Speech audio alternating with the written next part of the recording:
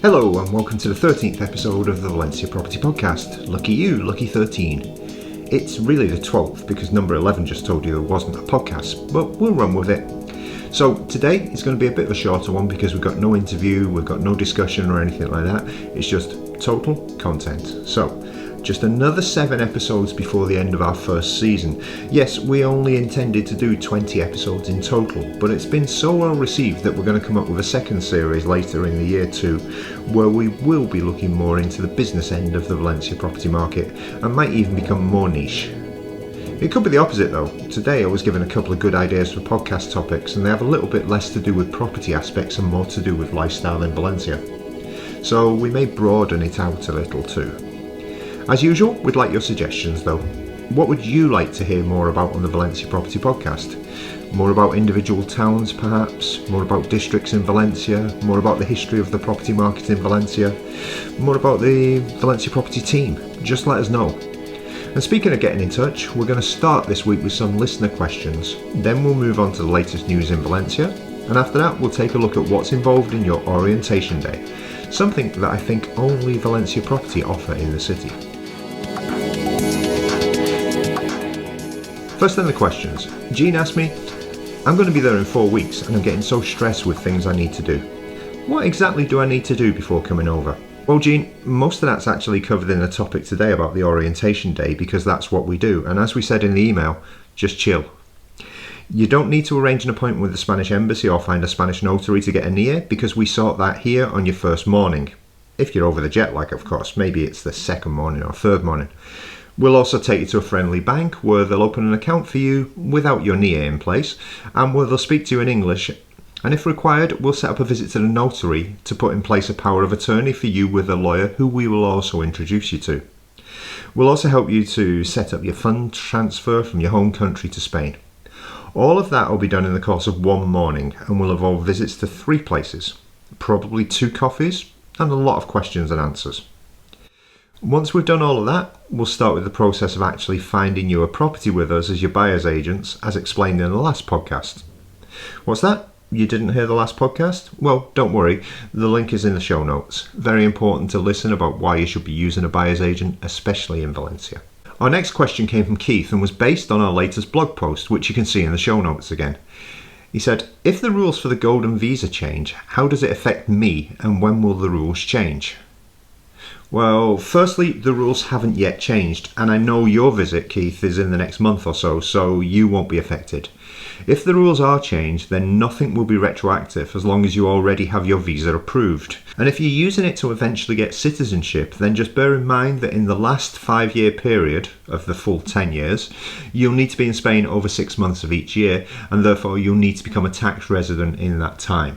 The third question came from 3 different people, and it's simply, any news on the digital Nomad visa yet? And the answer is, no. No. But you can be sure that we will be reporting on it as soon as it happens, as we have a long list of people waiting to see if that will be the impetus they need to be able to come and live here. They're very hopeful, we're quite hopeful too.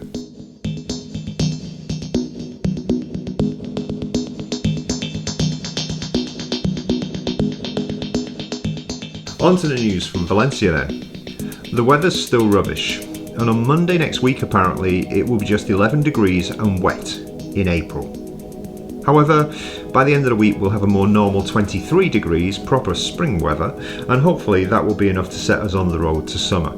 Last week we talked about the gigafactory in Sagunto that has been confirmed to be constructed, and the good news is that it's expected to provide up to 10,000 extra jobs in construction and related industries around it, so expect more demand in the north of Valencia in the Horta North for property, and expect property prices to go up as a result. And speaking of property news, last year at this time there were over 11,800 properties listed in Valencia on Idealista, one of the largest portals that we use here. Right now, the number has dipped to below 8,000. That's a 33% drop in a year. And really, there aren't 8,000 for sale. Many are repeat listings, many are already sold, and many are just bait. I could give you an example about yesterday when somebody put up a property which was amazing, but it had 4 different living rooms. Yeah, within the photos, there were 4 different living rooms. The property didn't exist. It was just used as bait to get a list of people who are looking for properties and then annoy them with other things. So be careful about that. There's probably around 2,000 for sale. And in a city of almost 1 million people, you might now understand that when we say supply is tight, we really mean it. And of those 2,000, how many suit you? Probably a handful, maybe fewer. So based on that, what's happening in the market? Well, we've been ultra busy this week with clients, and a few of them have resulted in successful offers and deposits left. However, we need to get real and let you know what's also happened. 3 clients went to see places which they were interested in and looking forward to a second visit or making an offer, only to be told the deposit was left the day after you visited. It keeps happening. Even worse, one client who wanted to see whole buildings and for whom we had identified 3 perfect places that could work for their requirements was surprised to be told that 2 of the buildings had also been taken off the market due to having been sold in the last week since they first contacted us. These properties have been on sale for a few months. They're now both gone. They'll just have to buy the other one, which isn't advertised anywhere, but we know that it's still for sale at the moment. What does this mean for you? Well, if you like a property, make a full price offer and get a reserve down quickly so the property doesn't fly from under your feet. You might say this is just agency talk, but guess what? It isn't. It's happening. It's what's happening in the market at the moment. It's the reality of this market.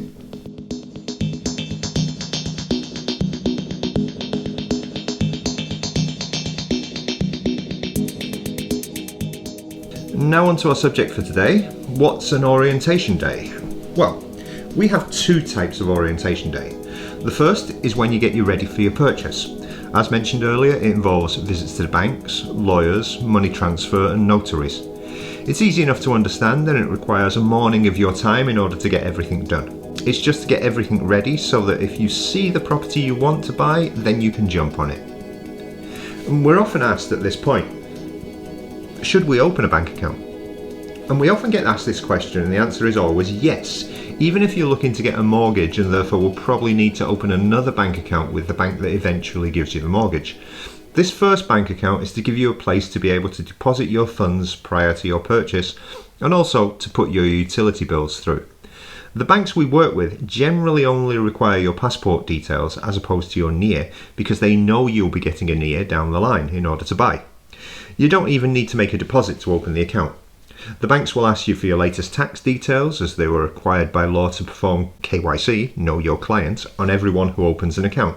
This is standard, but again, don't worry because you don't have to turn up with a folder and all the details printed out. You don't even have to turn up with a suitcase full of cash. They'll just ask you to send the details via mail after penning the account. And of course, once you've opened the account and that, you can send money to it and you can do that by transfer. We actually opened an account with the client on Wednesday morning in the Sabadell and it took 40 minutes. That's one person. If there were 2 people, it would probably take about an hour. The second type of orientation day we have is for people who haven't been in Valencia much before and require more ideas about what type of property might be available, where it might be available, and what sort of areas inside and outside the city may suit.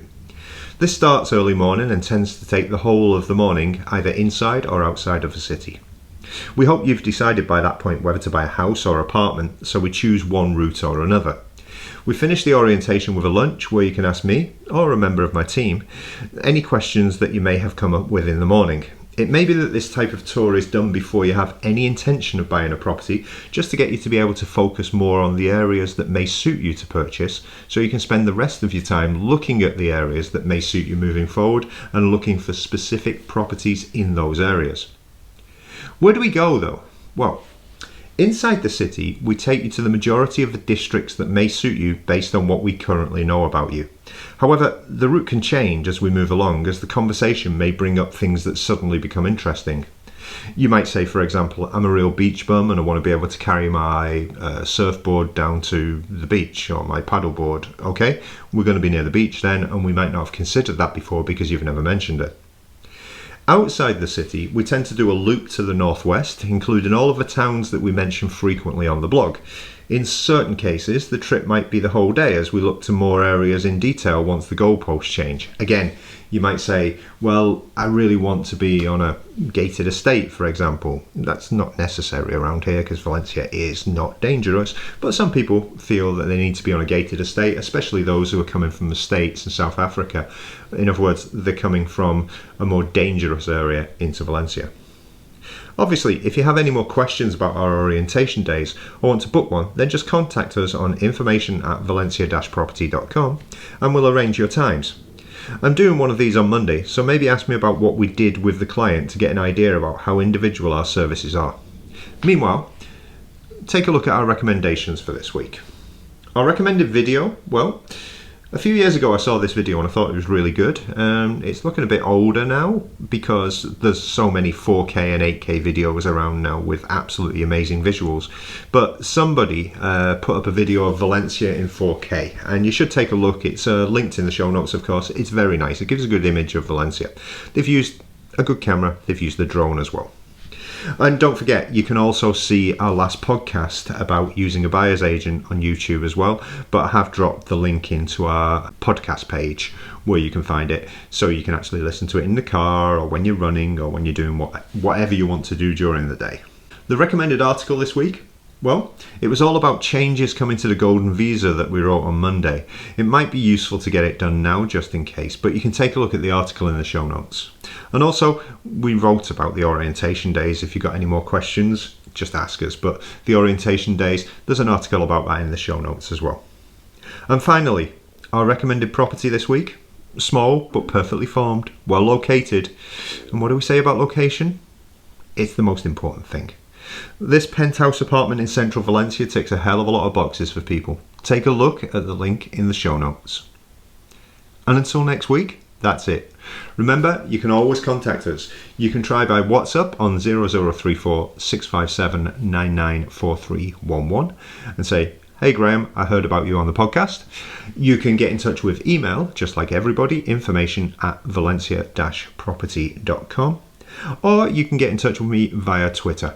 So if you get in touch with us on Twitter, my account is Greyhunt, that's Grahunt, and my DMs are open, so you can slide into my DMs there if you want.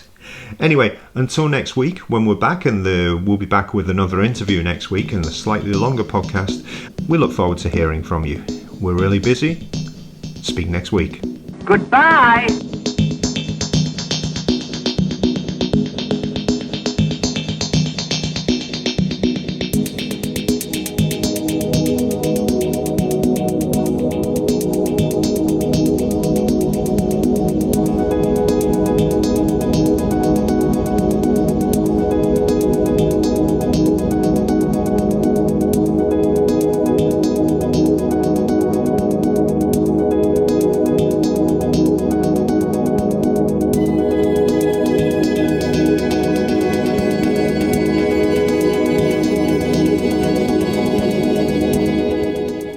The Valencia Property Podcast is brought to you by Valencia Property. You can find us, of course, on our website at www.valencia-property.com.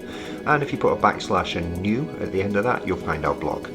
We're also on all sorts of social media, such as Twitter, Facebook, Instagram, etc. Just look, you'll find us, don't worry. We look forward to hearing from you, however you want to get in touch with us.